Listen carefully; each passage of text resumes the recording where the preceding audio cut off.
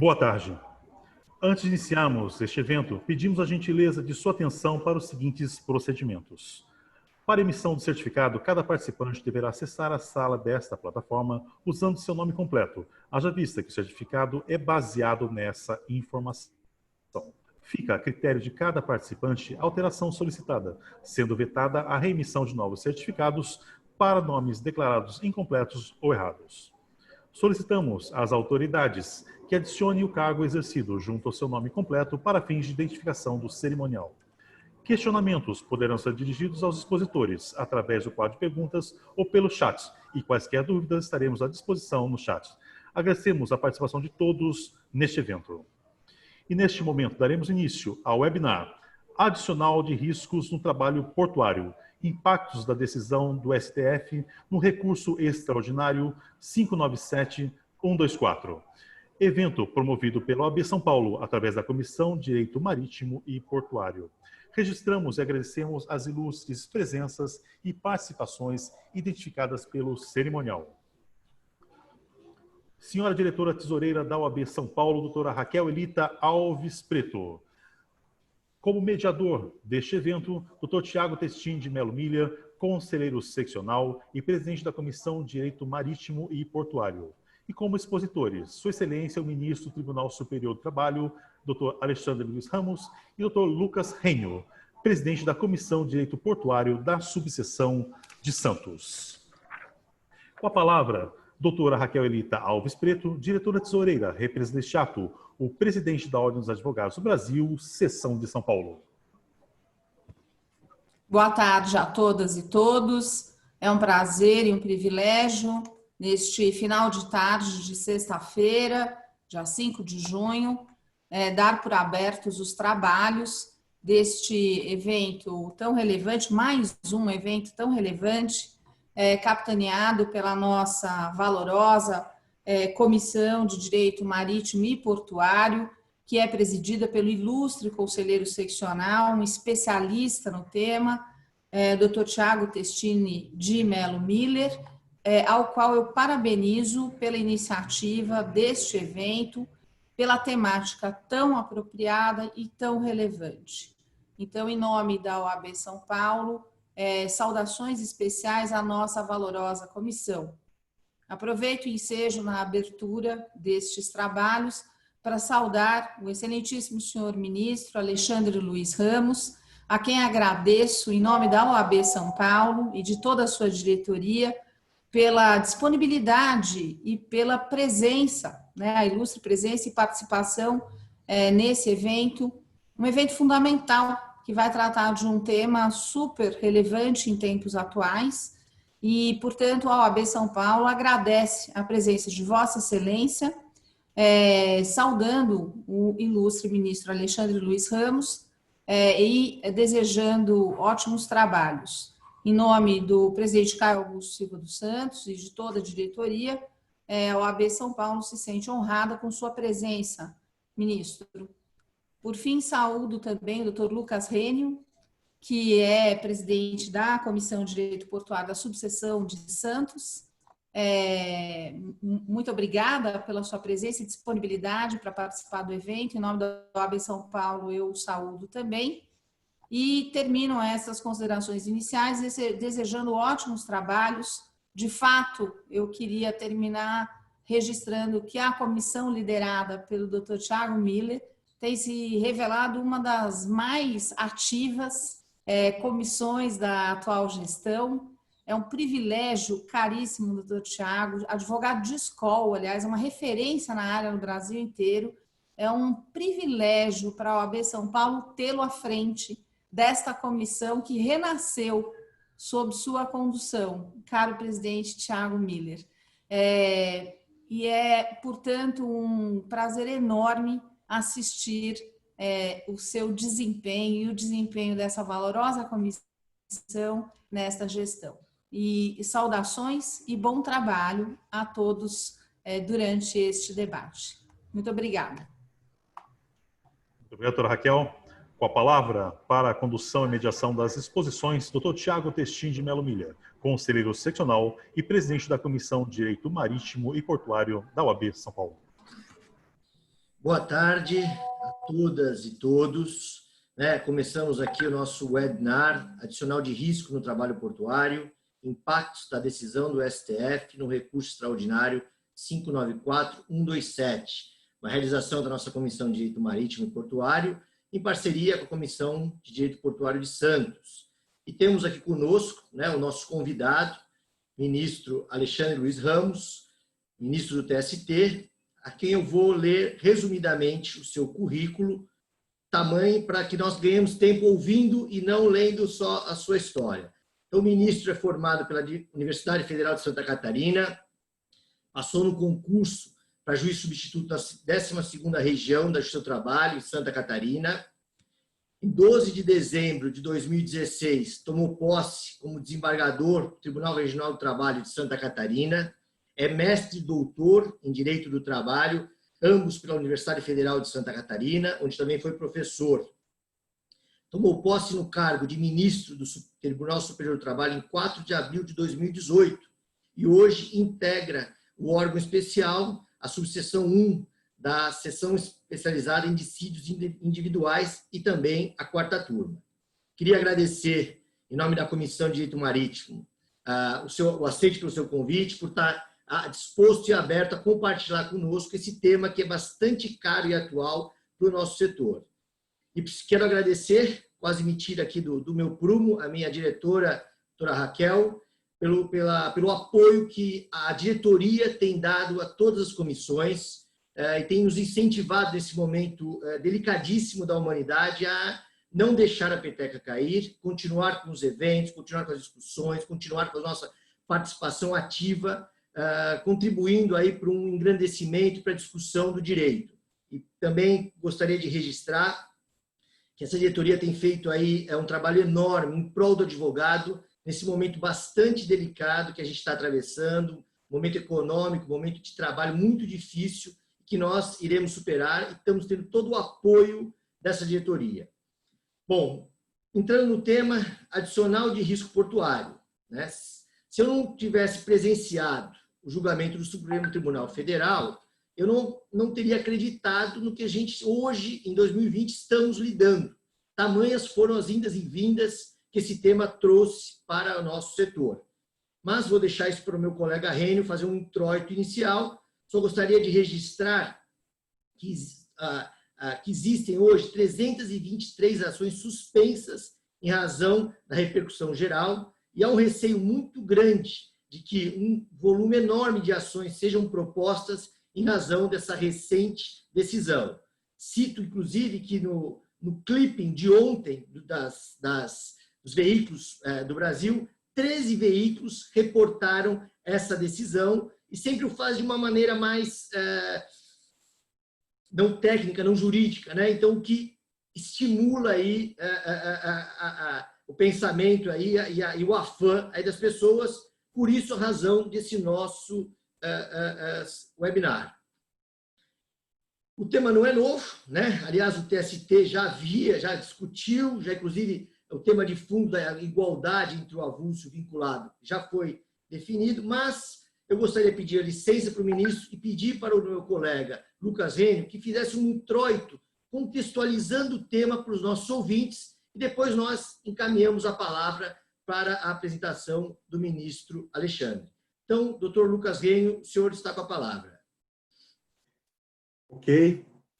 Boa tarde, cumprimento a todas e a todos na pessoa do presidente doutor Tiago, um cumprimento especial às mulheres nas pessoas da doutora Raquel, que é uma figura forte, uma figura impactante da advocacia feminina, na pessoa da doutora Sandra Silva também, que é a vice-presidente da Comissão de Direito Marítimo e Portuário da OAB São Paulo. Quero aqui endossar as palavras da doutora Raquel no sentido de que tem sido feito um trabalho fantástico pelo doutor Tiago Miller, pela doutora Sandra Silva, um trabalho realmente muito relevante em prol desses ramos tão específicos do direito que precisam ser melhor compreendidos e precisam de uma evolução acadêmica. Um outro cumprimento especial ao excelentíssimo ministro do TST, doutor Alexandre Ramos, com quem eu tenho a grande satisfação de aprender e de conviver no recém-instituído Grupo de Estudos sobre trabalho portuário do Tribunal Superior do Trabalho. O doutor Alexandre é um intelectual, um professor. É sempre muito agradável ouvir o doutor Alexandre falar por sua razoabilidade, por suas reflexões. E o TST, em sua história recente, teve aí um ministro que se destacou pela profundidade dos seus votos nas questões relacionadas ao trabalho portuário, que foi o ministro Gelson Azevedo, que ficou conhecido por muitos como o ministro do trabalho portuário. E é muito bom ver, atualmente, outros ministros se interessando de uma forma mais profunda, mais cuidadosa também pelo trabalho portuário, como é o caso do ministro Alexandre Ramos, que tem mostrado grande entusiasmo pela matéria, conhecimento também muito apurado, e isso ficou claro no seu voto, um brilhante voto no leading case recente sobre o tema vinculação empregatista de trabalhadores portuários, exclusividade versus prioridade, que é um outro tema também que daria um belo webinar, um outro tema com muitos desdobramentos que está aí palpitando. E eu, particularmente, essa é uma visão minha, espero que os fundamentos ali do voto do ministro Alexandre Ramos, muito equilibrados, que possam voltar à discussão na SDI 1. É lógico que é difícil um tema voltar muito rápido à SDI 1, que a tendência é que as turmas sigam o posicionamento, mas isso aconteceu com o adicional de riscos. E aproveito para já ir entrando no tema agora. Em 2008, esse caso foi julgado, esse caso que chegou ao STF, o recurso extraordinário 597124, foi julgado pela SDI 1 do TST, no sentido de que deveria ser concedido, o adicional de riscos deveria ser estendido aos trabalhadores portuários avulsos, também conhecidos como TPAs. Esse processo é antigo, a discussão é mais antiga ainda, como o doutor Tiago lembrou. Eu comecei lá no escritório na advocacia Rua de Melo Miller em 2003, e esse tema já era bastante batido. Já existia um grande número de ações debatendo o adicional de riscos para TPAs. E esse caso especificamente ele começou em 2002, teve muitas idas e vindas realmente, um resultado em primeira instância, outro diferente em segunda instância, outro diferente na turma do TST e outro diferente na SDI 1 do TST. E na época em que essa decisão foi proferida pela SDI 1 do TST, houve uma apertada maioria. A relatoria era da ministra Calcin e houve uma apertada maioria. E aí houve, então, o recurso extraordinário por parte do OGMO e do operador portuário também envolvido na ação. E ao despachar o segmento do recurso extraordinário naquela época, em 2008 ou 2008 para 2009, o ministro Milton de Moura França, que na época era vice-presidente do TST, ele deixou consignado ali no despacho de admissibilidade o posicionamento pessoal dele. Foi bem interessante, no sentido de que ele entendia que o adicional de riscos não deveria ser estendido aos TPAs. Naquela ocasião, na decisão da SDI 1, ficaram vencidos 5 ministros, entre eles o ministro Caputo Bastos, que é um outro ministro que tem também um grande conhecimento nas questões do trabalho portuário. E então, esse recurso extraordinário seguiu para o STF, mas a discussão sobre o adicional de riscos, a extensão dele aos TPAs, seguiu, e de forma surpreendente, um ano depois, isso foi em 2008, em 2009, a SDI 1 voltou a julgar essa questão. E aí o que aconteceu? A mesma ministra Calcin, novamente como relatora, apresentou um voto diferente, alterou 360 graus o voto que ela havia proferido no outro caso, nesse caso que chegou ao STF, e então corrigindo a rota e seguindo o raciocínio de que a Lei 4.860 de 65, ela tem uma destinação especial, foi criada para instituir um benefício para servidores empregados das companhias docas. Lá na década de 60, era um outro cenário portuário, era uma outra operação, outra relação capital-trabalho. Então, que esse adicional de risco, em razão do caráter especial da lei, não poderia ser conferido uma interpretação geral e estendido a outros trabalhadores. Pois bem, a ministra Calcin apresentou esse voto, dando da água para o vinho, revendo o seu posicionamento anterior, e aí, dessa vez, a SDI 1, por maioria, uma maioria mais ampla do que foi da outra vez, decidiu, então, que o adicional de riscos não deveria ser estendido para os TPAs. E daí em diante, esse posicionamento ele foi só se consolidando. Isso em 2009. Nesses últimos 11 anos de discussão da matéria, no âmbito da Justiça do Trabalho, em todas as instâncias, de primeira instância até o TST, firmou-se o posicionamento sólido, amadurecido, de que o adicional de riscos não deveria ser estendido a TPAs, e só caberia para os servidores e empregados das companhias docas, das autoridades portuárias. E nesses 11 anos, surgiu uma OJ do TST, nesse sentido, surgiu uma súmula do TRT da segunda região, que é o maior TRT do país, que é o que é o TRT que tem jurisdição sobre o maior porto do Brasil, um dos maiores do mundo, e a súmula 56 do TRT de São Paulo, que diz exatamente isso, no sentido do posicionamento novo do TST, novo de 2009, que não cabe a extensão do adicional de risco aos CPAs. Mas, enfim, caminhando aqui para o final da minha introdução, o fato é que, paralelamente, e aí gerando até em jurídica, nesses 11 anos, construiu-se um posicionamento na Justiça do Trabalho, solidificou-se de que não seria possível, de que não seria cabível a extensão, só que o recurso extraordinário continuava tramitando no TST. E aí a PGR, na pessoa do ex-PGR, ministro Janot, a PGR indicou que não caberia realmente essa extensão. Esse é o parecer da PGR. E que foi também o voto do ministro Marco Aurélio, mas que ficou vencido. A grande maioria agora do plenário do F decidiu que cabe sim a extensão do adicional de riscos ao trabalhador portuário avulso. E aí, concluindo essa minha introdução, eu trago aqui uma reflexão. Como é difícil termos segurança jurídica e pacificação social na relação capital-trabalho no porto. Sabemos que isso é histórico, a grande luta entre capital e trabalho no porto, isso desde antigamente, com os imigrantes, com um sindicalismo muito forte, até mesmo anarco-sindicalismo, que continua ainda se mostrando presente, com invasões a navios, a terminais, enfim. Mas como é difícil. E vemos também que nesses 11 anos as negociações coletivas não avançaram tanto nesse sentido. Então, agora temos essa missão. Ministro Alexandre, doutor Tiago, doutora Raquel, todos os que estão nos acompanhando. Temos a decisão do STF. O ministro Alexandre vai nos brindar aí com uma análise sobre o impacto processual de um leading case julgado de uma tese de repercussão geral vinda do STF. Mas o acórdão ainda comporta lapidações, e acredito que isso deve ser feito em base de declaração. O acórdão é a própria tese. E aí temos essa missão agora de interpretar o acórdão e a tese do STF. E uma das questões que queria já adiantar aqui, que eu vou retomar depois, quando for falar propriamente da decisão, da questão mais de mérito, é uma fala do ministro Luiz Roberto Barroso, na sessão de julgamento do dia 21 de novembro de 2018.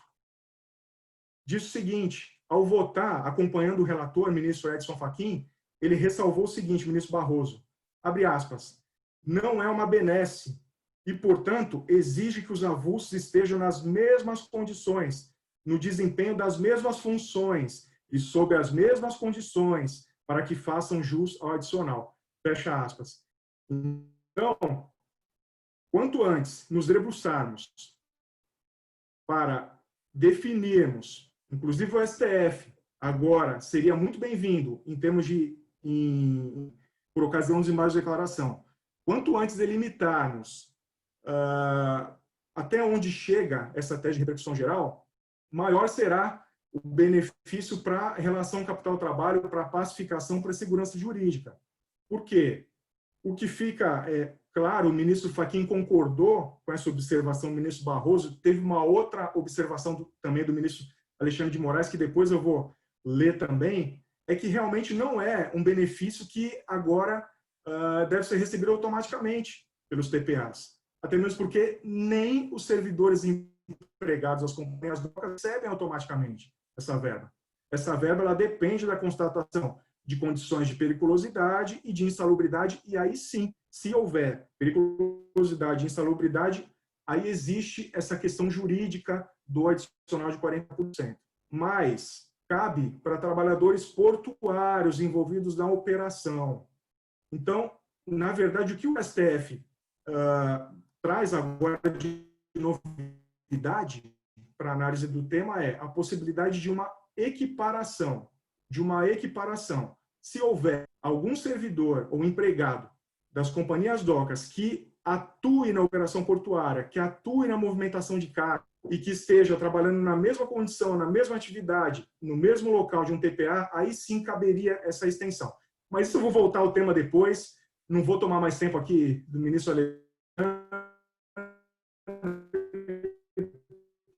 porque eu quero muito ouvi-lo como os demais. Devolvo para o presidente Thiago Miller. Ministro Alexandre, vou só pedir um minuto para pedir a nossa público, a nossa audiência, que façam as perguntas ao longo, né, do nosso webinar, através do Q&A, né, desse QIA que fica aqui embaixo, no meio da tela. Tá? E a gente vai, após as apresentações, fazer essas perguntas e promover esse debate. Ministro Alexandre, mais uma vez, muito obrigado. O senhor está com a palavra. Obrigado, boa tarde a todos. Primeiramente, eu cumprimento o doutor Thiago Miller, presidente da Comissão de Direito Marítimo e Direito Portuário da OAB de São Paulo. Também agradeço o convite que me foi encaminhado pelo doutor Lucas Rênio, presidente da mesma comissão da subseção de Santos. E cumprimento também a doutora Raquel Alves Preto, que fez a abertura oficial do evento, conselheira da OAB de São Paulo. Eu vou direto ao ponto e vou partir de uma observação que o doutor Lucas fez no que tange a segurança jurídica. Hoje, este é um tom que o nosso ordenamento jurídico, o sistema de justiça, tem buscado realizar. Porque durante muito tempo, nós, quando aprendemos direito, nós aprendíamos a partir dos diplomas, do Código Civil, a CLT, o Código Penal, o Código Tributário. A Constituição foi ganhando corpo na formação jurídica e hoje é um título protagonista de fato e de direito no nosso sistema, mas nós estamos construindo ainda um sistema de direito, um sistema de justiça que se assente, de fato, no princípio da segurança jurídica. E, para se ter uma ideia, quando o Supremo julgou a DPF 324, a DPF que trata da terceirização e retirou da jurisprudência trabalhista essa dicotomia de validade a partir da atividade fim e atividade meio, a DPF foi fundada exatamente no preceito fundamental da segurança jurídica, além, evidentemente, da livre iniciativa, livre concorrência, mas percebam a importância que o próprio Supremo tem dado hoje à segurança jurídica. E, de fato, se nós olharmos a finalidade do direito, num Estado moderno, num Estado de direito, exatamente o direito, a lei, tem como objetivo principal, originário, dar previsibilidade às relações jurídicas. Os cidadãos, as empresas, quando entram numa relação jurídica, precisam ter, a priori, a definição de seus direitos e obrigações. Isso dá segurança jurídica, dá previsibilidade, dá estabilidade às relações jurídicas e isso permite, enfim, o desenvolvimento do Brasil como um Estado, efetivamente, em que o direito rege o comportamento das pessoas. Eu quero assentar isso para dizer que, excepcionalmente, o sistema de justiça deve quebrar esta confiança social que é depositada na segurança jurídica, na validade das leis e na consolidação da jurisprudência. Evidentemente que as leis não são suficientes para garantir segurança jurídica, as discussões vão se estabelecendo de interpretação, de adequação aos casos práticos, e se percebe muitas vezes que a lei, por si só, não dá essa certeza. E a jurisprudência, num segundo momento, vai amoldando, vai conformando a legislação a essas situações modernas que vão surgindo. Daí a importância de um sistema de precedentes que o Brasil vem há décadas construindo e que parece que agora, com o novo Código de Processo Civil, se consolida a partir desse estágio de evolução de uma forma muito profunda e que ainda a cultura jurídica não teve tempo ainda de assimilar. Então, ao lado dos códigos, dos artigos, dos incisos, das alíneas, hoje nós temos que ter, para atuar na advocacia, na magistratura, no Ministério Público, enfim, em qualquer atividade jurídica, a relação de teses fixadas em sistemática de repercussão geral, as súmulas decididas em incidente de recurso repetitivo, de resolução de demanda repetitiva, de assunção de competência, enfim, uma série de instrumentos que geram decisões de natureza vinculante. Muito bem, entrando nas decisões do Supremo, e reitero que tem assentado a sua jurisprudência constitucional a partir dessa perspectiva de ser o guardião da Constituição e de dar segurança jurídica, a observância das decisões do Supremo, em sentido amplo, com efeito vinculante e eficácia erga omnes, também realiza concretamente não só a segurança jurídica, mas o princípio da eficiência, porque se evita que o judiciário fique discutindo temas repetitivos já com tese fixada pelo Supremo. Também isso atende ao princípio da razoável duração do processo, da economia processual e, acima de tudo, valer as mesmas regras para as pessoas que estão nas mesmas condições é uma realização do princípio da isonomia. Ou seja, toda vez que o sistema de justiça, de um modo geral, quebra este postulado, compromete a igualdade de concorrência, a igualdade de tratamento das relações em sociedade. Pois bem, o Supremo exerce o seu controle de constitucionalidade por duas vias. A via concentrada ou abstrata, o que faz por ação direta de constitucionalidade e inconstitucionalidade, mais recentemente por arguição de descumprimento de preceito fundamental. Então, são as três ações por controle concentrado em que o Supremo fixa a tese.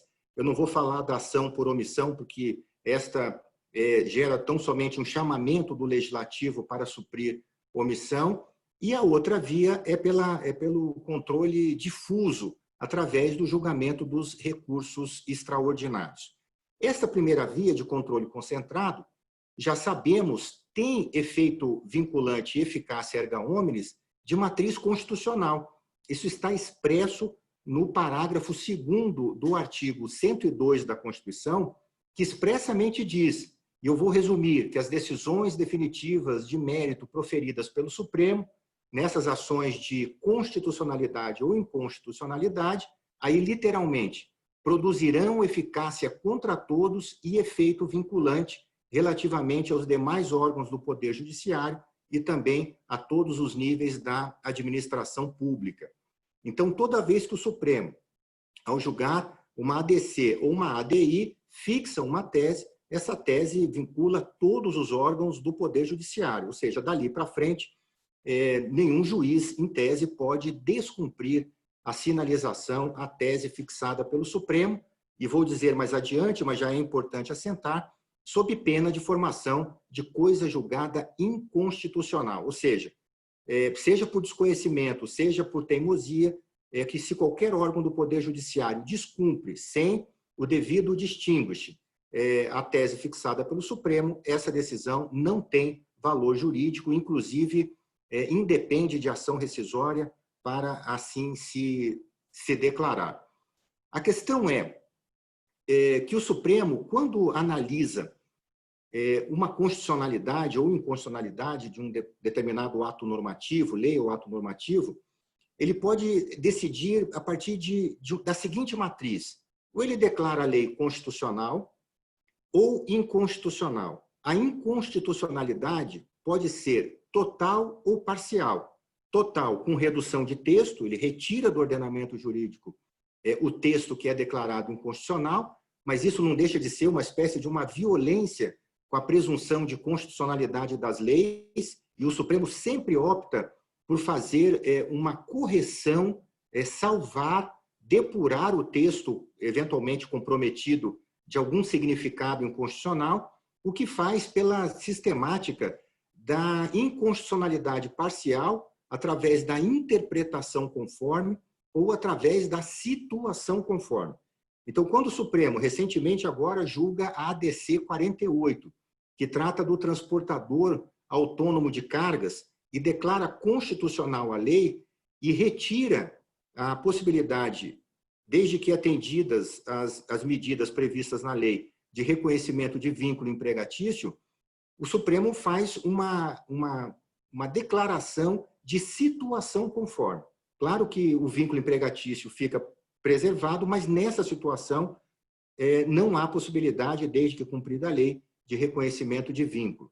No caso do tema da responsabilidade subsidiária do ente público, no caso de terceirização, lá o Supremo faz uma declaração de constitucionalidade do dispositivo da lei de licitações, mas faz uma interpretação conforme, dizendo que, excepcionalmente, a partir de determinada comprovação de culpa do ente público, é possível se quebrar a literalidade da lei para interpretá-la de acordo com a Constituição. Só que acontece um fenômeno interessante. A emenda 45 estabeleceu outros critérios de viabilidade de conhecimento do recurso extraordinário e estabeleceu a necessidade, o sistema de repercussão geral, que é uma fórmula que se estabelece: repercussão geral é igual relevância de critério político, jurídico, econômico ou social. Então, a causa, além de ter matriz constitucional, deve ter uma relevância dentro desses critérios, mas, então, se soma a relevância o critério de transcendência do interesse das partes. Porque eu posso ter uma questão constitucional de extrema relevância, mas que não transcenda o interesse das partes. Então, é preciso a conjugação de todos esses fatores.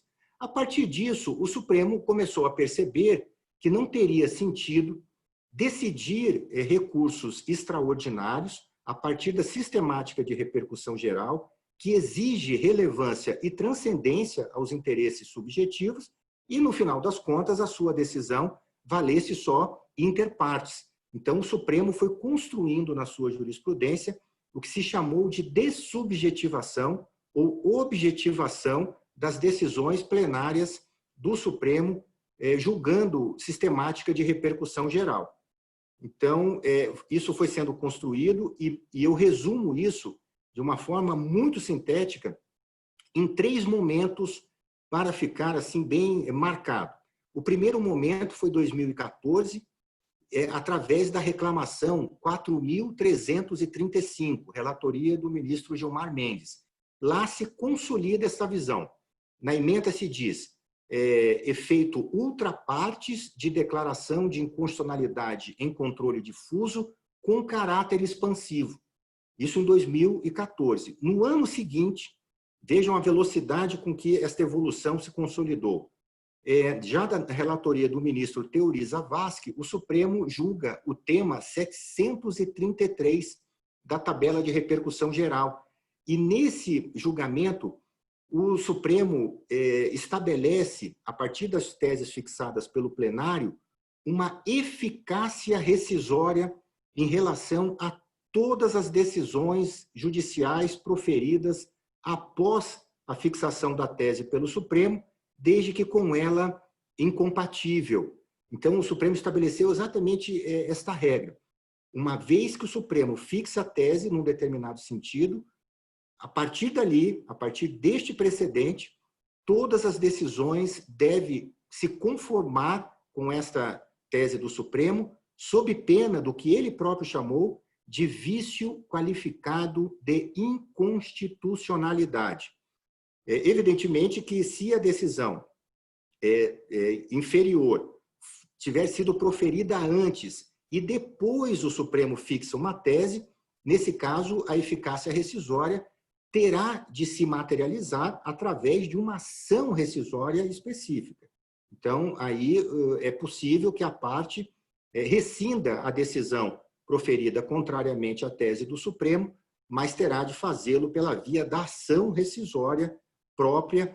E, no caso, o novo CPC traz uma novidade que, nesses casos de rescisão de sentença transitada em julgada contrária à tese do Supremo, o prazo para ação rescisória não é do trânsito em julgado da sentença rescindenda, mas sim do trânsito em julgado do acórdão do Supremo Tribunal Federal que firma a tese. Esta é uma novidade do novo Código de Processo Civil.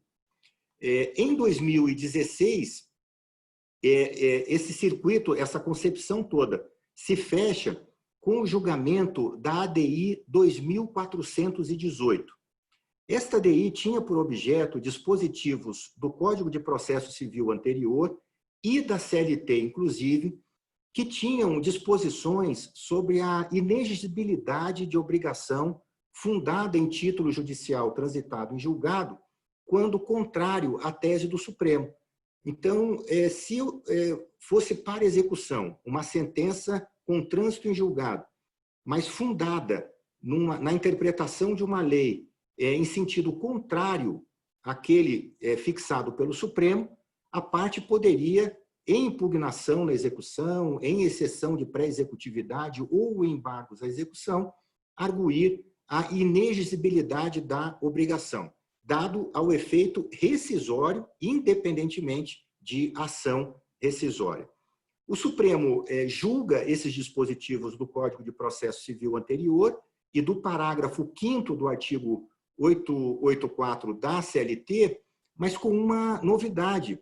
Como o Código de Processo Civil atual traz dispositivos com a mesma matéria, o Supremo já aproveitou e falou o seguinte: olha, já que eu vou declarar, iria declarar constitucional aqueles dispositivos do Código de Processo Civil anterior, revogado, e há correspondente no Código de Processo Civil novo, eu já declaro constitucional esses dispositivos novos.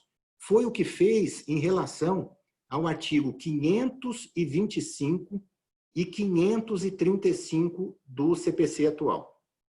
O primeiro, o 525, diz respeito à impugnação nas execuções entre particulares, que é o que interessa com muito mais ênfase à Justiça do Trabalho.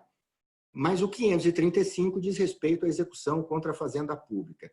Nos dois dispositivos, nós temos uma regra muito parecida, que é essa que eu mencionei. E diz o parágrafo 1º do artigo 525. Na impugnação, o executado poderá alegar a inexigibilidade da obrigação. E aí vamos lá para o parágrafo 12, e diz: para efeitos desse inciso 3º do parágrafo 1º, considera-se também inexigível a obrigação reconhecida em título executivo judicial, fundado em lei ou ato normativo considerado inconstitucional pelo Supremo Tribunal Federal, ou fundado em aplicação ou interpretação de lei ou ato normativo, tido pelo Supremo como incompatível pela Constituição. E aqui um destaque que merece realmente muita atenção: em controle de constitucionalidade concentrado ou difuso. Então, o novo CPC equipara, para efeitos de inexigibilidade da obrigação, o controle feito pelo Supremo, tanto na via concentrada, como também na via difusa. E o que mais diz esse dispositivo? Parágrafo 14. A decisão do Supremo, referida no parágrafo 12, deve ser anterior ao trânsito em julgado da decisão exequenda. Por óbvio, isso está também no tema 733. A decisão do Supremo tem que servir como um precedente, algo que precede a decisão que está sendo executada. Evidentemente, nenhum juiz é obrigado a adivinhar uma tese que o Supremo vá proferir no futuro. Agora, uma vez o Supremo fixando a tese, a partir dali existe um efeito vinculante e eficácia erga omnes também nas decisões em sistemática de repercussão geral. Enfim, e isso gera, se descumprida a tese, uma coisa julgada inconstitucional. E o parágrafo 15 estabelece aquilo que estávamos dizendo sobre a ação rescisória. Se a decisão for proferida antes da tese do Supremo, ela não descumpriu o precedente que sequer existia. Mas aí é possível a rescisão dessa sentença contrária à tese do Supremo através de ação rescisória e aí uma novidade, nesse caso específico, cujo prazo será contado do trânsito em julgado da decisão proferida pelo Supremo Tribunal Federal. Então, nós percebemos, ao contrário do que a tradição mais recente sinalizava, que também as decisões plenárias do Supremo em sistemática de repercussão geral têm efeito vinculante e eficácia erga omnes. Existe alguma distinção ainda entre aquilo que se decide em controle concentrado e controle difuso? Sim, e isso explica por que o Supremo tem preferido, ultimamente, fixar as suas teses em repercussão geral. Primeiro, a decisão em controle concentrado tem efeito vinculante em relação a todo o Poder Judiciário, mas também à administração pública de todos os níveis. Não tem efeito vinculante, e aqui é preciso que se assente isso, em relação ao Poder Legislativo. O Poder Legislativo pode editar nova lei sobre a mesma matéria que o Supremo já declarou inconstitucional. Pode fazer. E o Supremo pode exercer um novo controle de constitucionalidade em relação a esse novo texto. Mas não existe uma espécie de um arrastamento para o futuro ou um efeito vinculante para o futuro. Exemplo disso foi que a reforma trabalhista trouxe de novo como indexador dos créditos trabalhistas a TR, e o Supremo já tinha se manifestado sobre isso, e o TST, inclusive, julgou uma arguição de inconstitucionalidade desse dispositivo, mas o legislador tem total liberdade para dispor em sentido contrário sobre a mesma matéria. Mas, na repercussão geral, o efeito vinculante se dá exclusivamente no âmbito do Poder Judiciário. As teses fixadas em repercussão geral não vinculam a administração e, claro, também não vinculam o Poder Legislativo. Outra diferença, e isso explica por que o Supremo tem optado pela repercussão geral. A reclamação no controle concentrado cabe desde a decisão primeira que contraria a tese. Então, se um juiz de primeiro grau profere uma antecipação de tutela ou uma sentença contrária à tese, fixada em controle concentrado, cabe reclamação diretamente para o Supremo. Então, o Supremo quis evitar que ficasse abarrotado de reclamações, porque na repercussão geral, a reclamação só pode ser apresentada depois do esgotamento das fases recursais ordinárias. Então, isso preserva um pouco a quantidade de reclamações no Supremo. Uma outra vantagem também da repercussão geral. Nas ações de controle direto, ADI e ADC, só se pode exercer controle em relação à legislação produzida depois da vigência da atual Constituição. Claro que a DPF pode ter um efeito em relação a normas anteriores, mas na repercussão geral não existe essa limitação, tanto que no tema 222, que é do adicional de riscos, se avaliou uma legislação de 1965. Então, todos esses fatores apontam para que o Supremo tem optado por fixar sua tese em sistemática de repercussão geral, que tem, então, para resumir, eficácia vinculante, obrigatória, em relação a todas as decisões do Poder Judiciário e também eficácia erga omnes. Surge uma primeira questão. A partir de quando a tese do Supremo deve ser aplicada? E aqui há uma novidade também pela sistemática do novo Código de Processo Civil e pela jurisprudência já consolidada do Supremo.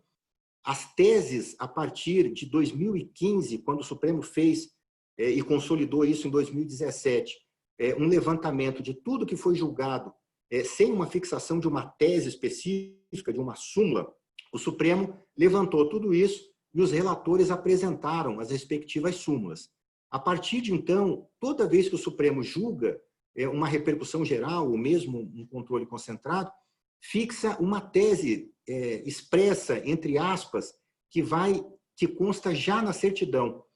E a partir da fixação da tese que consta na certidão, no dia seguinte já existe o efeito vinculante em relação a todos os órgãos do Poder Judiciário. Então, se na quarta-feira O Supremo definiu a tese do tema 222. Na quinta-feira, esse tema já tem um efeito vinculante em relação a todas as decisões. Não é preciso aguardar o trânsito em julgado, a publicação do acordo sequer, e nem o julgamento dos embargos de declaração. O Supremo já tem jurisprudência também nesse sentido.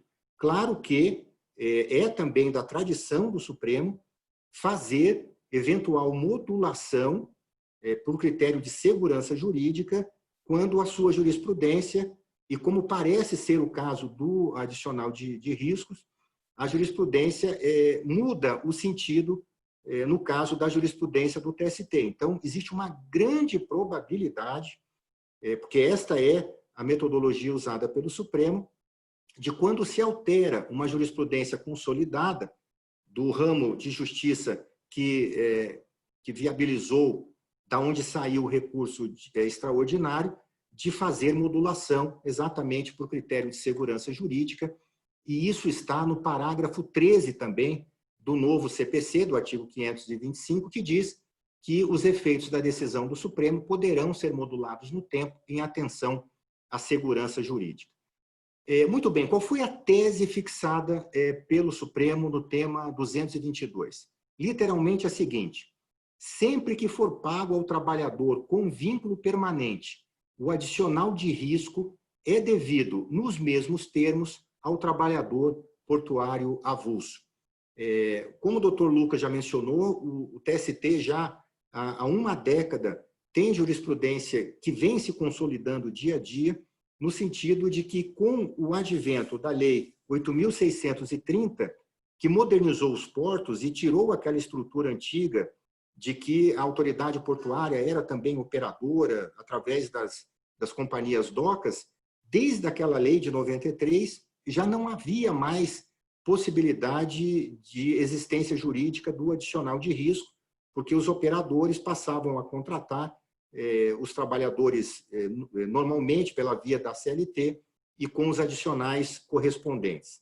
É claro que esta lei vem já na vigência da Constituição de 88, que, de fato, no seu inciso 34, gera, ou proclama, ou garante uma igualdade de direitos entre trabalhadores com vínculo e o trabalhador avulso.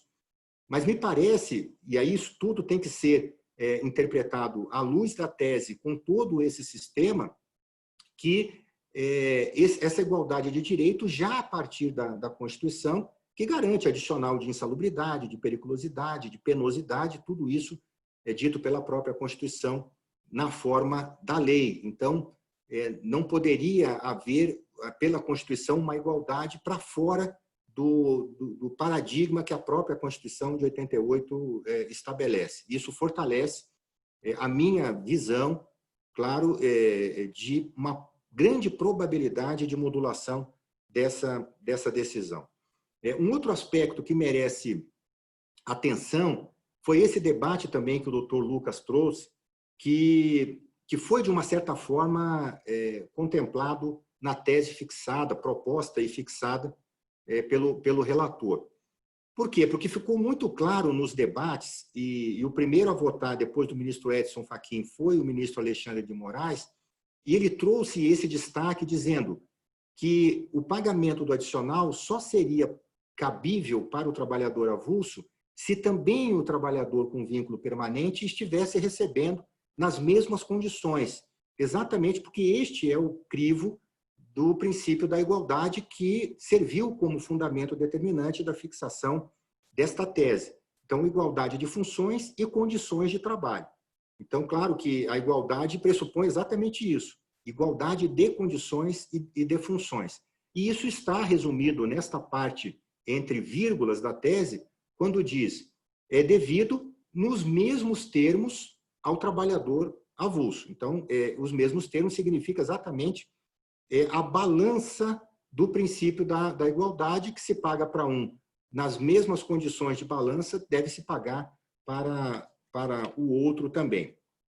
Evidentemente, e já me concluindo para a conclusão dessa primeira etapa, que é uma explicação mais contextualizando a aplicação do sistema de repercussão geral, que as teses fixadas em repercussão geral não conseguem dar conta de todas as especificidades do mundo concreto. Nós temos situações das mais diversas pelos portos brasileiros.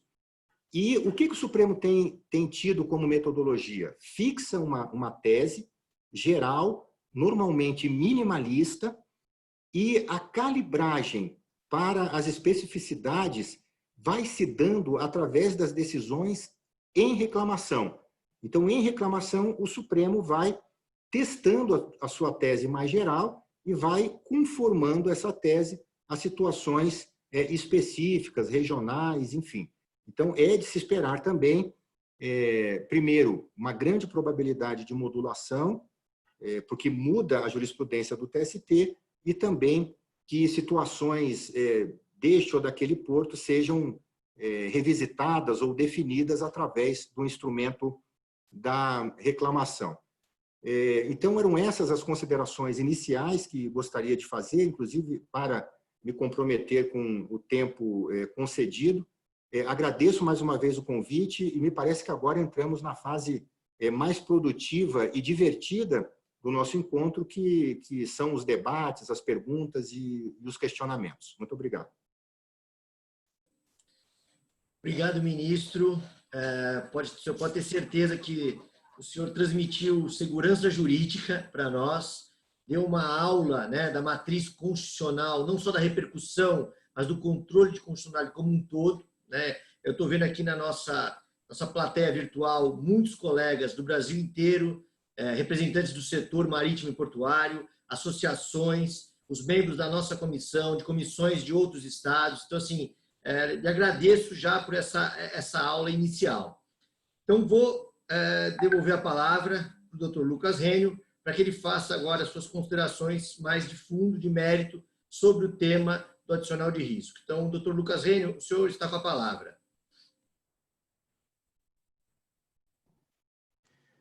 Presidente Thiago, obrigado. Minha internet não está muito boa, mas eu acredito que dê para prosseguir.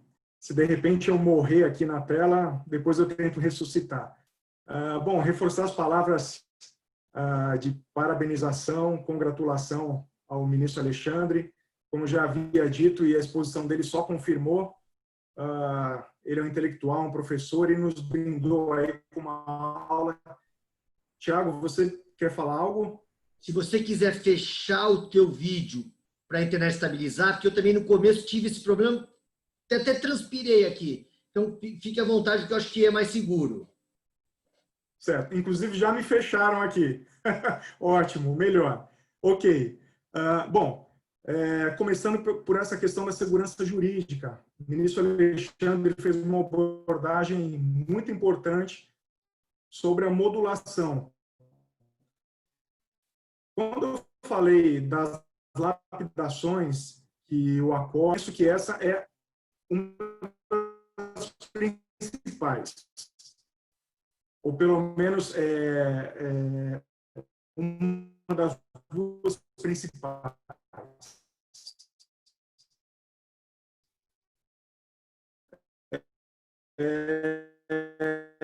A modulação realmente é muito importante porque quebra-se da Justiça do Trabalho e, de repente, essa jurisprudência muda. Então, é imprescindível que haja mesmo a modulação para que toda essa confiança que as partes depositaram no que aconteceu até aqui, com jurisprudência firmada não só no TST, mas, como eu já falei, no próprio Tribunal Regional do Trabalho da Segunda Região, com súmula do TRT de São Paulo, é importante que essa segurança jurídica, essa confiança seja preservada. Então, que esse leading case do STF gere efeitos daqui para frente, que haja essa modulação. Isso é imprescindível. A segunda lapidação, que também vejo como muito relevante, voltando às falas dos ministros Alexandre de Moraes e Roberto Barroso, que foi lembrada também a fala do ministro Alexandre pelo ministro Alexandre Ramos. Então, o ministro Alexandre de Moraes literalmente disse o seguinte, abre aspas, sempre que for pago ao trabalhador com vínculo permanente, o adicional de riscos é devido, nos mesmos termos, ao trabalhador portuário avulso que exerceria, esse foi o complemento do ministro Alexandre de Moraes, no voto dele acompanhando o relator, e exercer as mesmas funções e sob as mesmas condições. E aí, na sequência, o ministro Roberto Barroso, vale a pena repetir aqui, destaca: não é uma benesse e, portanto, exige que os avulsos estejam nas mesmas condições, no desempenho das mesmas funções e sob as mesmas condições para que façam jus ao adicional. Ora, o ministro Alexandre Ramos trouxe aí o histórico, bem resumido, um histórico secular do sistema de trabalho portuário no Brasil. Então, até 93, nós tínhamos aí a operação portuária, a capatazia, essencialmente, realizada pelo Estado, através das companhias docas. Então, a capatazia, que inclusive em Portugal, é interessante porque lá chamam de pessoal do tráfego. Nós temos a língua aí portuguesa e ficou um nome tão diferente. Nos portos, com a língua de origem espanhola, nós vemos uma pronúncia parecida, que são os capataces, mas em Portugal é o pessoal do tráfego. Então, o serviço de capatazia era prestado pelas companhias docas. E naquela época, até 93, o que acontecia? Esse trabalho, em algumas situações, ele era híbrido. Ele era realizado tanto por servidores e empregados das companhias docas, diferentemente do que acontecia com estiva, com bloco, com conserto, vigilância, que são os avulsos puros, vamos dizer assim, mas a capatazia era servidores e empregados das companhias docas, majoritariamente, mas quando havia excesso de demanda, quando havia necessidade, havia requisição da força supletiva, que eram os arrumadores na época. Então, naquela época, o prefeito de isonomia fazia muito mais sentido, vamos dizer assim, prefeito de contexto real, porque aí sim existiam lá trabalhadores da força supletiva, que eram avulsos, arrumadores avulsos, exercendo as mesmas funções, o mesmo cargo, na mesma movimentação, junto com trabalhadores, com servidores empregados das companhias docas que recebiam o adicional de riscos e eles, TPAs, não. Então, ali, naquele contexto, fazia sentido. Na era pós-modernização dos portos, pós-lei 8.630 de 93, essa realidade não existe mais. Então, penso que nesse exercício que começaremos a fazer agora, como o ministro Alexandre já disse, acredito também que vai acontecer de surgirem reclamações no STF e essa tese ela ir sendo trabalhada para chegar muito mais claro, mas eu penso que uma das interpretações que deve ser dada é conjugar a tese de repercussão geral com o artigo 25, parágrafo 4º, da Lei número 12.815 de 2013, da Lei dos Portos, e repetir, considera pré-qualificada como operador portuário a administração do porto. E por que eu digo isso? Porque se algum dia alguma companhia docas voltar a operar, realizar alguma operação, e nessa operação ela não conseguir realizar a operação com o pessoal próprio dela, como acontecia lá no passado com a força supletiva, com os arrumadores, aí sim, se a própria autoridade portuária requisitar avulsos para a operação que ela vai realizar, aí sim cabe a extensão do adicional de riscos. Porque aí sim vai haver a mesma condição, o mesmo cargo, o mesmo trabalho. Você comentou, Tiago, sobre as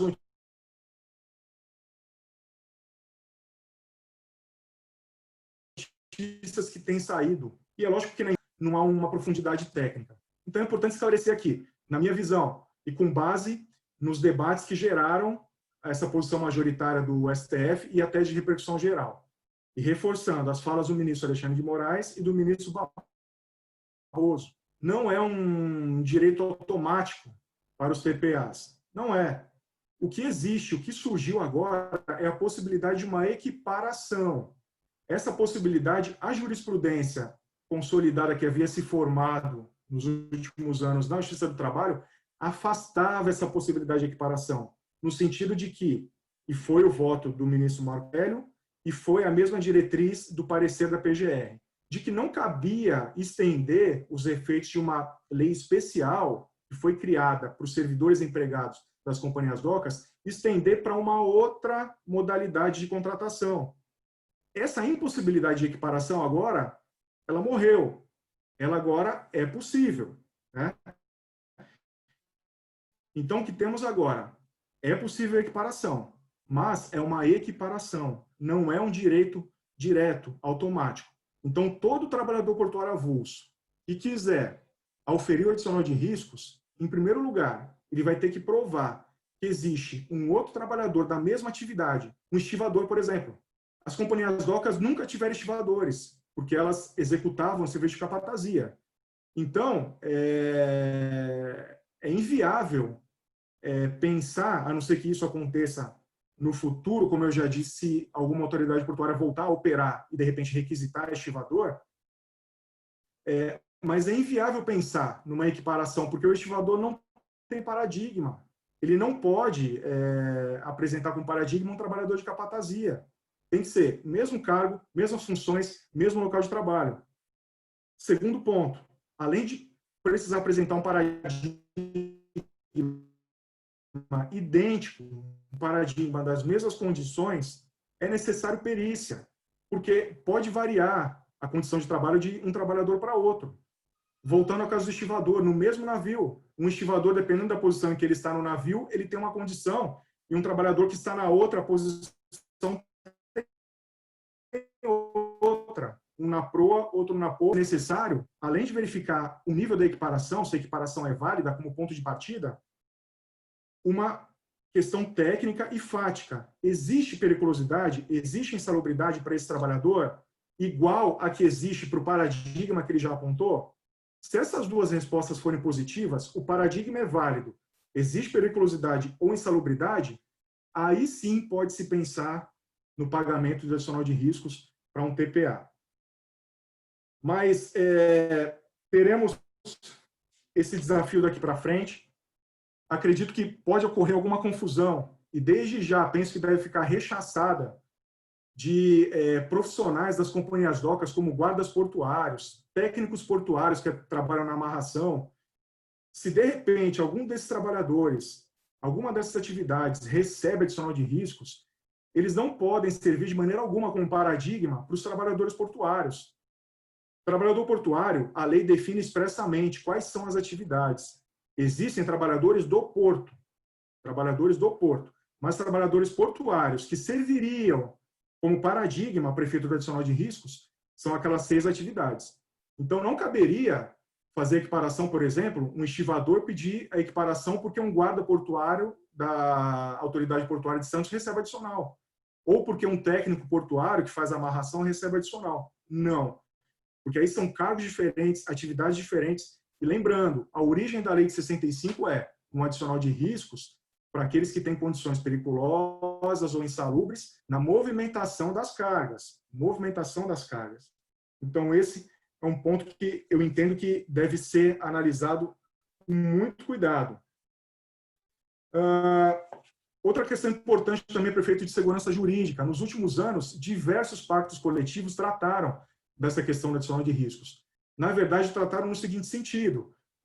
Olha, para não se discutir se é devido ou não, então negocia-se um valor aqui global de remuneração e não se discute adicional de riscos. E considera-se resolvida qualquer discussão sobre adicional de riscos. Então, penso que isso não pode ser desprezado. Artigo 7º, inciso 26 da Constituição Federal, autonomia privada coletiva. Todos os trabalhadores das atividades que estiverem englobadas por algum pacto coletivo dessa espécie, em que já foi solucionada via pactuação coletiva a questão do adicional de riscos, isso deve ser considerado. Coisa julgada, também, dificilmente algum trabalhador portuário, na atualidade, não entrou ainda com essa ação de adicional de riscos. Sindicatos já entraram também. Uma outra questão interessante, que a Justiça do Trabalho, principalmente na segunda região, tem sido muito técnica, muito cautelosa. A impossibilidade, a ilegitimidade de causa dos sindicatos para pleitear esse tipo de adicional. Por quê? Ora, a gente acabou de conversar aqui, até mesmo um estivador, a mesma atividade,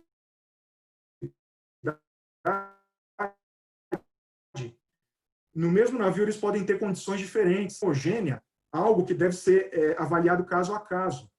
Tá? Caso a caso. Então, não é um direito individual homogêneo, é um direito individual heterogêneo. Tem que analisar a situação de cada trabalhador, os terminais onde ele atuou, as posições onde ele atuou, enfim, é um outro ponto também muito importante. Outra questão também, que inclusive se choca com jurisprudência consolidada do TST, com súmula do TST, que é o critério de proporcionalidade no pagamento do adicional de riscos. Essa é uma previsão expressa, está lá no artigo 14 da Lei 4.860 de 65, que diz, no parágrafo 2º, artigo 14, parágrafo 2º, este adicional somente será devido durante o tempo efetivo no serviço considerado sob risco. O TST tem jurisprudência consolidada no sentido de que não cabe pagamento proporcional do adicional de periculosidade.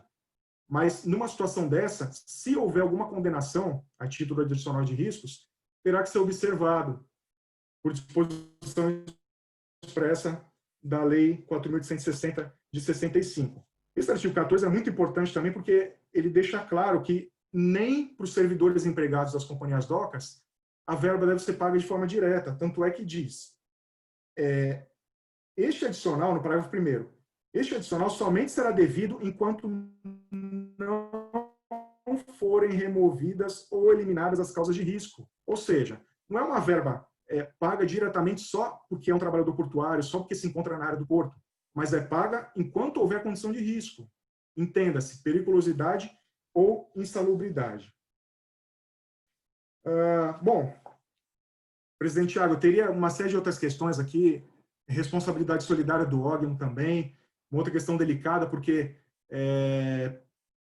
não existe lá, dentre as obrigações do órgão, a obrigação de exigir o pagamento do adicional de riscos. É lógico, se o órgão deixa de fornecer algum equipamento de proteção ou se deixa de repassar a remuneração que recebeu do operador, é lógico que cabe a responsabilidade solidária. Responsabilidade solidária caberia até um outro webinar por isso também, já escrevemos artigo nesse sentido, mas ela deve ser interpretada de acordo com as obrigações que o órgão tem na lei. Por isso por que eu estou destacando isso?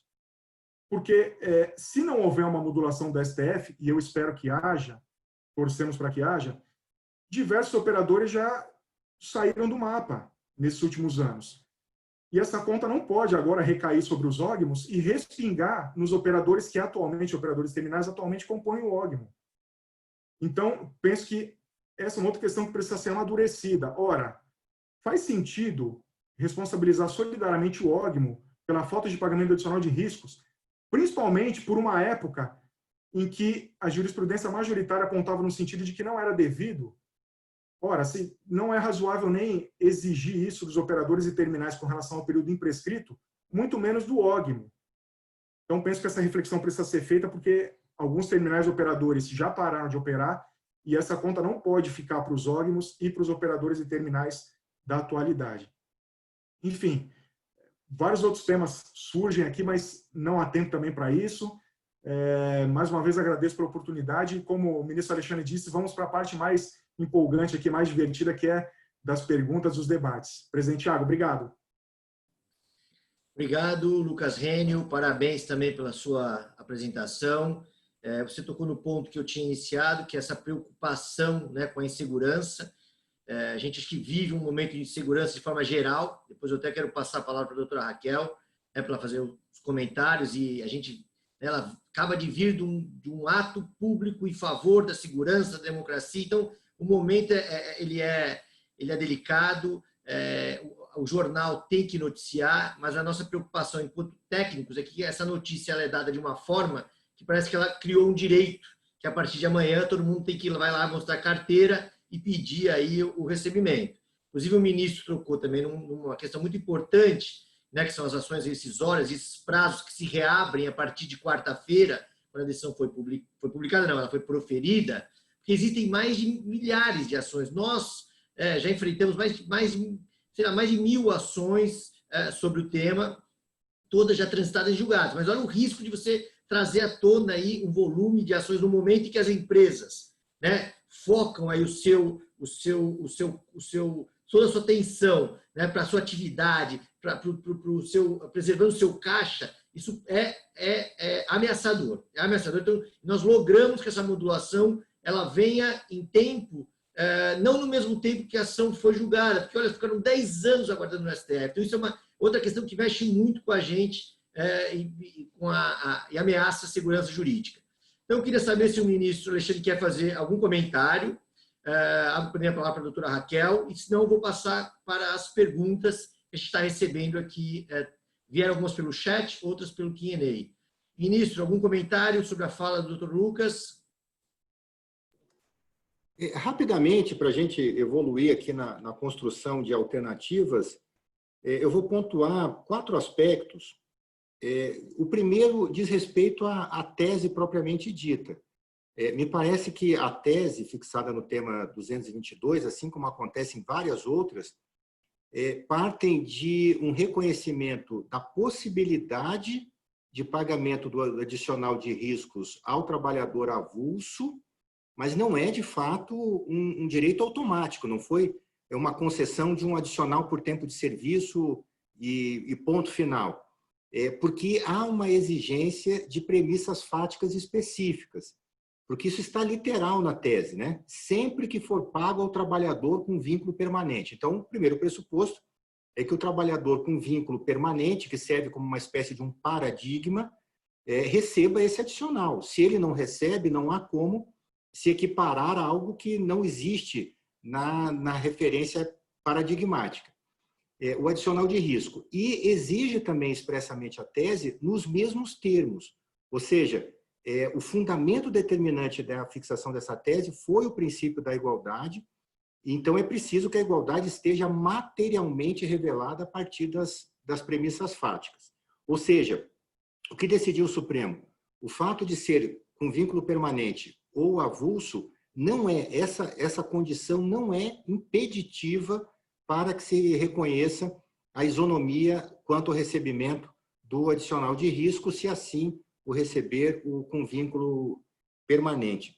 A questão da negociação coletiva, isso vai ser enfrentado pelo Supremo num outro tema, que é o tema 1046, e a tendência do Supremo nessa matéria de validade de negociação coletiva, até pelo que nós já temos no caso do tema do plano de demissão incentivada, é de validar as negociações coletivas, e há uma tendência de que o Supremo só preserve no caso de violação direta a direito social previsto na Constituição. O tema da legitimidade do sindicato é um tema que já foi objeto de repercussão geral, é o tema 823 da tabela de repercussão geral. O Supremo já fixou tese, e nesse sentido, a tese estabelece que os sindicatos possuem ampla legitimidade extraordinária para defender em juízo os direitos e interesses coletivos ou individuais dos integrantes da categoria que representam, inclusive nas liquidações de sentença, independentemente de autorização dos substituídos. E, evidentemente, aqui que a minha abordagem não é fazer juízo de valor da justeza ou injustiça das teses, adequação. Mas o tema da legitimidade já foi objeto de repercussão geral. Então, eram essas as considerações iniciais, mas agora acho que vamos para as respostas das perguntas.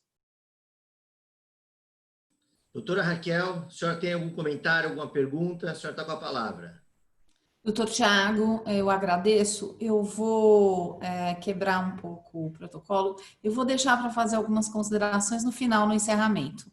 Tá bem? Mas parabenizo o ministro Alexandre Luiz Ramos já, porque fez uma explanação maravilhosa e eu considerarei algumas pequenas colaborações ao final. Muito obrigada. Então, eu vou passar aqui para as perguntas.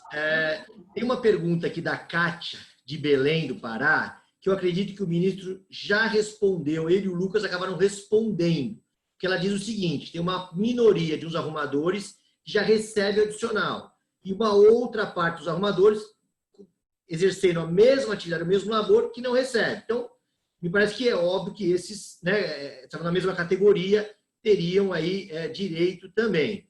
E aí ela refaz a pergunta embaixo sobre quem não ajuizou a ação. Então, fica claro que aquele que não tem, ele precisaria ajuizar a ação, não é um direito automático. O que é automático é a isonomia, né? E aí, se vai passar por uma negociação com os operadores, com o órgão, é um outro ponto.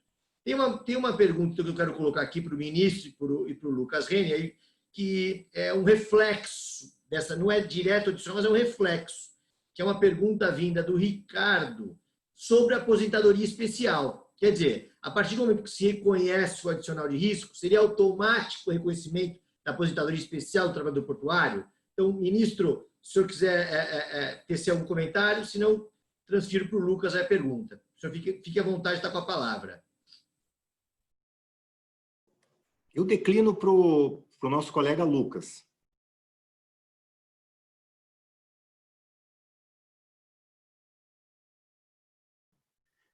Ok, estão me ouvindo?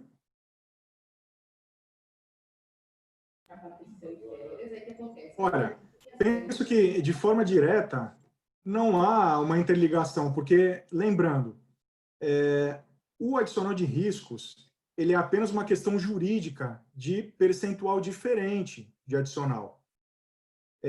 Ele não tem uma razão em si mesmo. Tá? Como já foi muito bem destacado pelo ministro Alexandre Ramos, não é como, por exemplo, um adicional por tempo de serviço, que agora é diretamente devido. Né? O Dr. Thiago acabou de dizer, quem julga que tem direito ao adicional de riscos vai precisar entrar com a ação. Então, na verdade, a aposentadoria especial ela não está relacionada ao adicional de riscos. Ela está relacionada à comprovação daquelas situações de insalubridade, principalmente, e até mesmo de periculosidade, envolvidas na concessão da aposentadoria especial.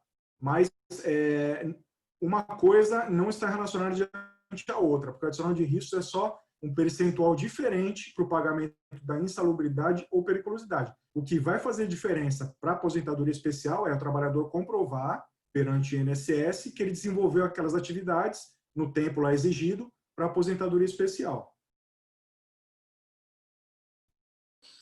Perfeito, Rênio. Tem uma pergunta aqui do Ricardo, acredito que pode ser o mesmo Ricardo, dizendo o seguinte: no Porto de Itajaí, um terminal paga 40% para um trabalhador. Já no Porto de Santos, não há nenhum pagamento. Isso pode acontecer? Me parece também que isso já está respondido pelas duas manifestações e até pela colocação inicial do Lucas Rênio de que a jurisprudência majoritária dos últimos 10 anos, ela pelo não reconhecimento do adicional para aqueles trabalhadores que não fossem da própria administração portuária. Então, me parece que esse tema também, nas respostas, eles estão atendidos. Eu vou pedir para vocês encaminharem as perguntas no Q&A, né, nesse QIA, porque aqui no chat eu acabo me atrapalhando porque entra outros comentários, então eu posso me perder. Enquanto isso, queria fazer uma pergunta para o ministro Alexandre, que ele não toca no nosso tema de fundo, mas toca no nosso tema principal, que é a questão da segurança jurídica. Ministro, nós hoje vivemos uma crise institucional inédita, na minha opinião, em meio a uma inédita crise sanitária mundial.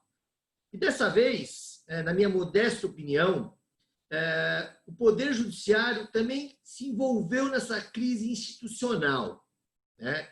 O senhor é um juiz de carreira, né, passou por todas as instâncias, trabalhou no CNJ, na Corregedoria. Como é que o senhor enxerga essa postura, que é de parte do Judiciário, mas uma postura mais atual, né, até participando das mídias sociais, dando comentários, né, que acabam, por vezes, sacudindo aí o establishment político? Qual deveria ser, o que o senhor pensa, qual deveria ser o papel do Poder Judiciário? Quando é que nós vamos retomar uma normalidade das nossas instituições? Tiago, agradeço a pergunta, mas é uma pergunta de matriz filosófica muito profunda, mas eu vou procurar, com uma certa horizontalidade, responder um pouco. Desde o Estado moderno, num primeiro momento, se acreditou muito que o poder executivo, o gestor, o administrador, pudesse resolver e atender as demandas sociais, políticas, econômicas. No primeiro século, vamos dizer assim, houve um desencantamento com isso, aí depois teve um momento de glória do poder legislativo, então se imaginou que o Congresso, que o Legislativo poderia atender, legislar, regulamentar todas as questões. Também a sociedade percebeu que, por si só, não havia condições para isso. Então, é inquestionável que nós vivemos o século do Poder Judiciário, um fortalecimento do Poder Judiciário como o último guardião, né, dos direitos da cidadania, e a sociedade acredita muito que o judiciário vá resolver os seus problemas concretos, e o número de ações revela que, de fato, a população vai buscar a realização dos seus direitos no judiciário. Isso pode gerar um encantamento do Poder Judiciário por esse socorro que a sociedade pede. E aí, por outro lado, me parece que deve haver uma espécie de uma autocontenção do Poder Judiciário na invasão da competência dos outros poderes e na preservação do equilíbrio institucional. Porque, não obstante, historicamente, um poder possa ter maior ou menor protagonismo em relação aos demais, é preciso manter uma rede de equilíbrio entre os poderes, né, de um Estado moderno. Isso faz bem para a democracia, mas todos os poderes estatais envolvidos na preservação disso que é fundamental para a retomada que vai ser muito mais necessário do que antes, que é a preservação de uma previsibilidade, de uma estabilidade e de segurança jurídica para o meio negocial. Eu tenho dito que, se nós comparássemos o Estado com uma empresa, nós poderíamos perceber 3 setores muito claramente: o setor de planejamento, o setor de execução e o setor de controle de qualidade. E no Estado é isso. Nós temos um setor de planejamento, que é o legislativo, que elabora as leis abstratas, em tese. Nós temos um setor que executa as políticas públicas no tempo presente, e o judiciário cabe fazer uma espécie de um controle de qualidade ou controle de legalidade dos comportamentos a partir das regras fixadas pelo legislativo. Se isso funciona do ponto de vista ideal, me parece que a sociedade está bem atendida e garante uma estabilidade jurídica para a retomada do necessário crescimento que se aponta depois da volta à normalidade, depois dessa pandemia. Obrigado, ministro. E eu fiz a pergunta porque nós conhecemos a sua formação, né? Então, assim, por isso que eu me provoquei a ouvir essa serena resposta, que é o que a gente aí aguarda aí das nossas instituições. Tem as perguntas aqui do Q&A.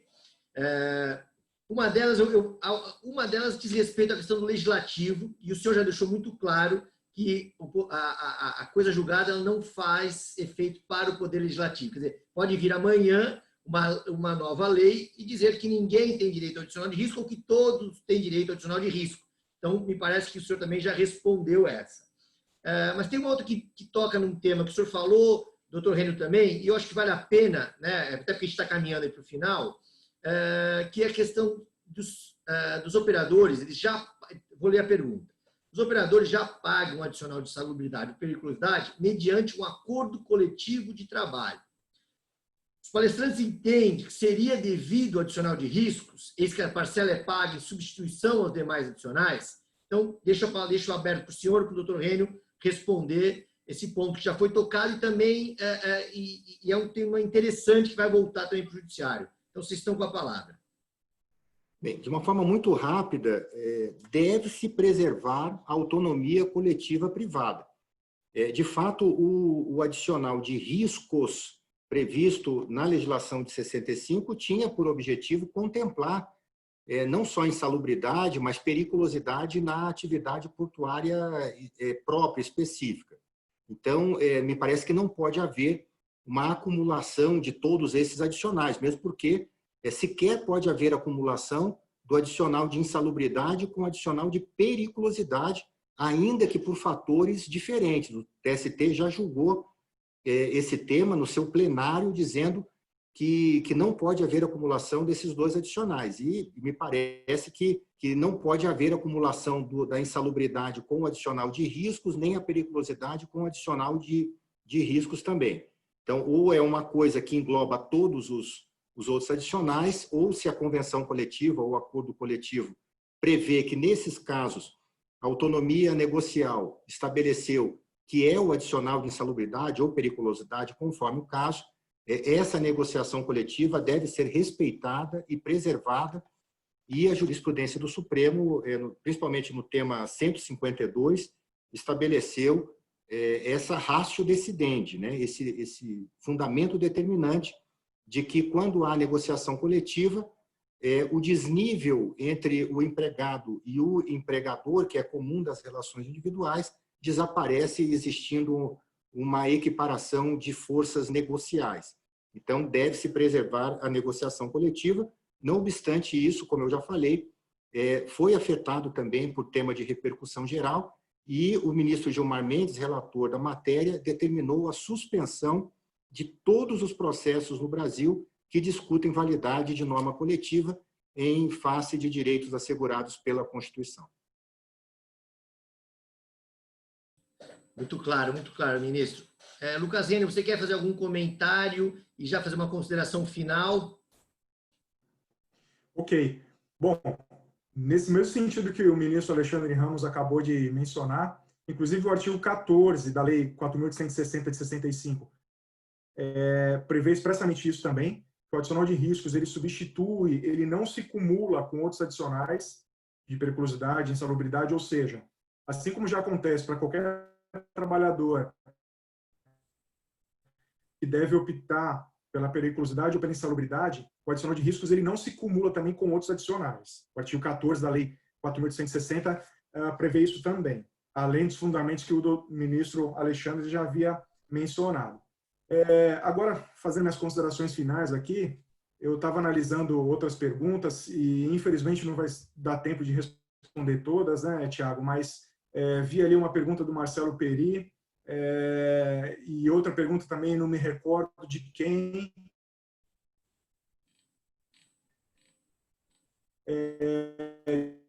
Dizendo, do Marcelo Peri, menciona se seria, até que ponto vai esses outros Edson Fachin utilizam um termo ali, trabalhadores com vínculo permanente, muito embora depois, entre vírgulas, ele faça uma ressalva que eu penso que deixa claro que é o servidor ou o empregado, porque antes do parágrafo onde o ministro Edson Fachin faz a anterior, ele menciona o seguinte: de forma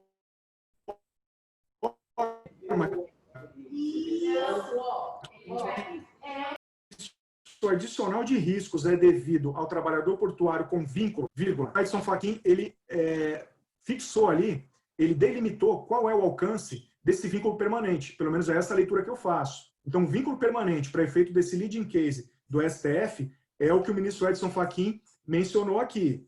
Trabalhador portuário com vínculo, vírgula, seja ele servidor ou empregado das companhias docas. Servidor ou empregado das companhias docas, porque é esse o texto que a Lei 4.860/65 utiliza, servidor ou empregado das administrações portuárias. Então, eu penso, Marcelo, que eu estou respondendo aqui, Thiago, me perdoe pela liberdade de estar respondendo direto, mas porque faz parte das minhas considerações finais. Penso que já está delimitado, mas é lógico que vai haver discussão. Vai haver trabalhador ou sindicato querendo imprimir uma interpretação diferente, mais ampliativa, no sentido de que essa isonomia ela cabe tanto para o avulso quanto para qualquer outro trabalhador. E aí vem a outra pergunta, me perdoe, eu não lembro quem fez, mas, por exemplo, de um trabalhador que esteja executando uma obra civil num terminal portuário. Então, essa insegurança jurídica ela vai existir durante um tempo. Mas penso que para essa atividade de um trabalhador de obra civil fica muito mais inimaginável do que para um trabalhador da operação portuária. Então, concluindo, penso que nesse esforço, nesse desafio que todos teremos como operadores do direito portuário, da relação capital-trabalho no porto, penso que essa decisão, essa tese de repercussão geral do STF, é uma decisão com caráter programático, que deve ser interpretada com outra norma, que também é programática, penso eu, da Lei 12.815 de 2013, que prevê que a companhia docas, a autoridade portuária, permanentemente está pré-qualificada para atuar como operadora portuária.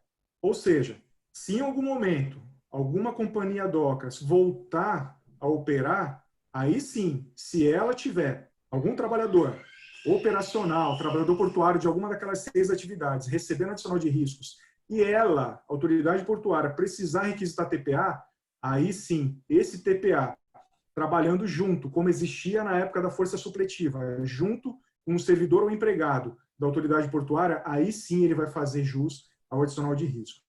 Então, é uma decisão programática que deve ser conjugada com outro dispositivo de caráter programático também, que é essa possibilidade de, em algum momento, alguma companhia docas voltar a operar. Penso que essa é a melhor interpretação, mas sei que vamos ainda conversar muito, vamos ainda debater muito até isso ser definido, porque outras teorias, outras teses irão surgir.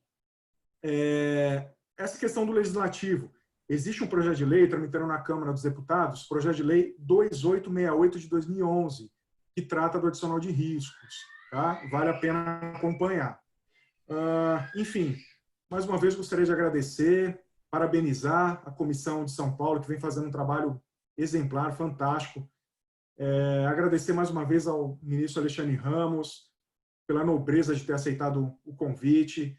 É sempre uma satisfação grande ouvir o ministro Alexandre, é um intelectual, um professor, e, enfim, agradeço a todos que participaram e espero que, de alguma forma, aqui possamos ter contribuído para o debate do tema e para o amadurecimento dele, mas teremos um longo caminho aí que se abriu novamente para definir os desdobramentos desse tema. Tiago, Muito obrigado, Rênio. O começo ficou um pouco truncado, mas depois a tua conclusão foi clara. Então, eu vou passar já para o ministro, se ele quiser fazer algum comentário adicional ou uma consideração final, que a gente já cruzou aí o combinado, né, com o ministro o horário, e também não queremos aí, perdurar aí eternamente, porque o assunto ele demandaria. Então, ministro Alexandre, o senhor está com a palavra para acrescentar um comentário ou fazer suas considerações finais. Obrigado, doutor Tiago. De uma forma muito breve, agradecer mais uma vez a oportunidade de debater, aprender sobre as especificidades do trabalho portuário. Como juiz de primeiro grau, tive a oportunidade de atuar na vara do trabalho de Imbituba, onde tem um porto, e era um porto, mesmo na época da Companhias Docas, era um porto concedido à família Catani, se eu não me engano. Então, era um porto com uma configuração diferente, inclusive, do modelo tradicional. E também tive a oportunidade de trabalhar na vara de Itajaí, onde também tem um porto importante, mas é sempre um aprendizado debater sobre direito portuário, e por isso que o ministro Caputo Bastos criou aqui no TST esse grupo de estudos com o objetivo de produzirmos material, orientações, textos sobre o trabalho portuário para, no futuro, podermos também contribuir para a elaboração de novas leis, enfim, sempre na perspectiva do que é melhor para o Brasil. Claro que cada categoria tem a legitimidade de buscar o melhor para si, mas, no final das contas, o resultado deve ser o melhor para a sociedade brasileira. Então, com essas palavras, agradeço mais uma vez e me coloco à disposição.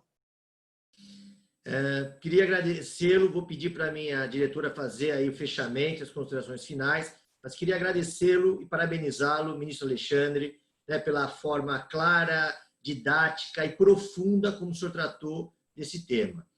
E ao Lucas Rênio, parabenizá-lo, porque a Comissão de Santos também tem feito um trabalho extraordinário, participou das discussões do PDZ do Porto de Santos, recentemente trouxe estrangeiros para falar da regulação portuária fora do Brasil, então está de parabéns, e tem nos ajudado aí nessa dialética, nessa colaboração entre as comissões. Doutora Raquel, a senhora está com a palavra para fazer suas considerações. Vou pedir também para que a senhora faça o fechamento, agradecendo mais uma vez por todo o apoio que a OAB tem nos dado, por todo o trabalho que vocês têm empenhado, e lograr que nós, em breve, saiamos dessa loucura que nós estamos vivendo, embora já estamos até adaptados, já estamos aí, cada um, ministro em Brasília, eu em Santos, a doutora Raquel em São Paulo, quer dizer, já estamos adaptados a esse momento, mas queremos voltar a respirar os ares da rua. Então, obrigado, doutora Raquel. A palavra está com a senhora para o fechamento, para as suas considerações. Muito obrigada, doutor Tiago Miller. Evento fantástico. Eu aprendi muito com as lições preciosas e realmente profundas, ministro Alexandre Luiz Ramos, a quem tive o prazer de ouvir. Achei suas considerações realmente relevantes e, a partir delas, terei a ousadia de tecer outras considerações mais genéricas, evidentemente. Mas, doutor Tiago, parabéns. Doutor Lucas Reni, foi um prazer também ouvi-lo. Não tínhamos tido a oportunidade de estarmos ainda juntos em evento técnico, mas foi um prazer ouvir suas considerações, sua experiência e a seriedade, a profundidade com que debateu o tema. De fato, o ministro Alexandre Ramos nos convida a meditarmos sempre sobre a importância do princípio da segurança jurídica. Aliás, o que será de um ordenamento jurídico sem esse sobreprincípio, né? Sem esse princípio tão fundamental que é até um princípio estruturante, né? Como já dizia Karl Laurens, o princípio da segurança jurídica ele é uma condição fundamental para que a gente tenha uma vida pacífica e uma vida coletiva, social, pacífica, né? E para que nós consigamos ter cooperação entre cidadãs e cidadãos, entre os agentes econômicos, né? Para que nós tenhamos paz jurídica, né? É um direito fundamental, né? Um sobreprincípio, como alguns autores gostam de falar. E me chama muito a atenção a gravidade, né, de todas as considerações que foram efetivadas aqui durante esse debate sobre esse tópico específico, mas que acaba tendo uma repercussão muito grande no âmbito de relações econômicas, né, que tem nesse espaço deste tipo de trabalho, que é um trabalho diretamente ligado à infraestrutura, que sustenta operações econômicas de grande porte para o país, e olha o impacto que uma decisão assim acaba tendo, né? E, portanto, a necessidade também de compreensão em que dimensão ela vai ser aplicada, né? E até uma certa contenção disso. Principalmente no momento, e achei muito oportuno que esse evento acontecesse, esse tema fosse debatido, no momento em que os agentes econômicos, né, a iniciativa privada está particularmente pressionada, né, não só no Brasil, mas especialmente no Brasil, porque diferentemente de outros países economicamente mais potentes e mais organizados, e aí vem uma dor que está me doendo muito nas últimas horas e dias, politicamente mais estáveis, né? E um país politicamente mais estável é um país também que dá mais segurança jurídica. Veja como essas coisas estão imbricadas, né? Então, por exemplo, queria mencionar o lançamento, né, o primeiro grande lançamento de um pacote de medidas que foi feito aí nas últimas horas pelo governo alemão, né? E o governo alemão derrubou anos de ortodoxia fiscal. A Alemanha é considerada como um dos mais ortodoxos países em termos de equilíbrio fiscal, né? E a Alemanha acaba de se tornar, nas últimas horas, o primeiro grande país europeu e uma das maiores potências do mundo a anunciar um grande pacote, né, de medidas e cujo objetivo é estimular a economia pós-coronavírus. E esse pacote basicamente está sustentado em 3 eixos, né? Gastos extras, né? O erário, o governo alemão gastará, e como tenho dito, que os governos terão que fazer, e aqui é também assim, a escola de Chicago não fará frente, não faz frente a muitas coisas, mas a escola de Chicago não fará frente às consequências absolutamente impactantes, né, e enormes que a pandemia vai ter nas economias, especialmente na nossa. Então, veja que nas últimas horas a gente está diante de um governo de um dos mais equilibrados, mais sérios, países mais ortodoxos, né? E que sustenta seu pacote em gastos extras, gastos eminentemente governamentais, corte de impostos.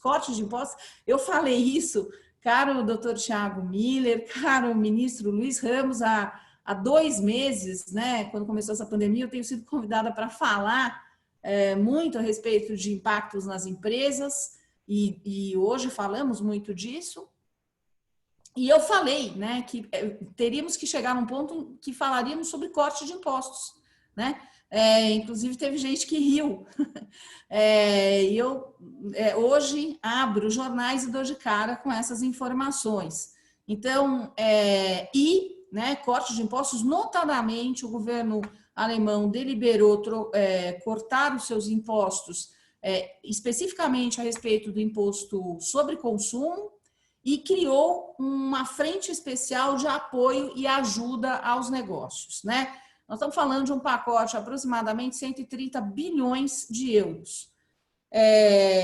Enfim, eu me preocupo demais porque a diminuição do ambiente seguro para os negócios, e tudo que ouvia vocês falando, na verdade, é disso que na prática se trata, ela precisa ser vista sempre com muita cautela. E nós temos sucessivamente nos últimos anos, especialmente nos últimos 4 anos, visto uma partida, né? Uma partida sequencial, crescente, de investimento estrangeiro produtivo, que sai, e aliás, nesses últimos 2 meses saiu muito mais.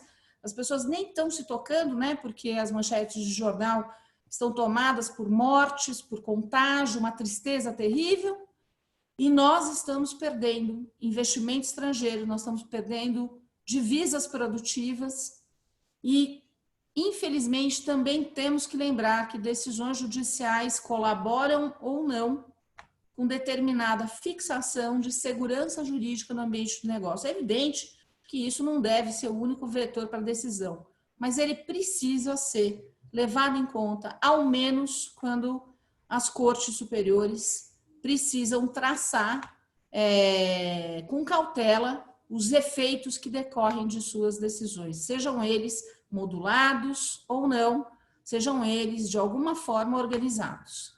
De modo que eu termino só com essas considerações, dizendo que aprendi muito, tanto com o ministro, quanto com o querido Tiago Miller, eu sempre aprendo muito com ele, também com o Dr. Lucas Rene, e desejo a todas e todos um bom de sexta-feira, na expectativa de que se cuidem e de que mantenhamos um único norte nesse país, é que sem democracia respeitada e sem instituições respeitadas, gostemos ou não de algumas decisões, nós não chegaremos lá. Porque sem respeito aos poderes constituídos do Estado, sem respeito à estrutura de funcionamento do Estado, com falhas, sempre precisando melhorar, como nós seres humanos também sempre temos que melhorar nas nossas vidas, nós não chegaremos a sermos um ambiente seguro para a cidadania e nem para os negócios. Muito obrigada e desejo a todas e todas saúde. Saúde e muito comedimento e responsabilidade com as suas manifestações, com os seus pensamentos, porque nós precisamos pensar num país mais dialógico, mais respeitoso, mais maduro e uma democracia melhor. Mas ela só vai ser melhor se ela puder ser uma democracia em processo de crescimento e melhoria. Muito obrigada. A OAB São Paulo agradece a presença de todos e encerramos aqui, então, o nosso evento maravilhoso. Muito obrigada. Obrigado, doutora Raquel. Obrigado, ministro. E com essas palavras, senhoras e senhores, declaramos encerrado o webinar Adicional de Riscos no Trabalho Portuário, Impactos da Decisão do STF no Recurso Extraordinário 597-124. A todos, obrigado pela participação e prestígio.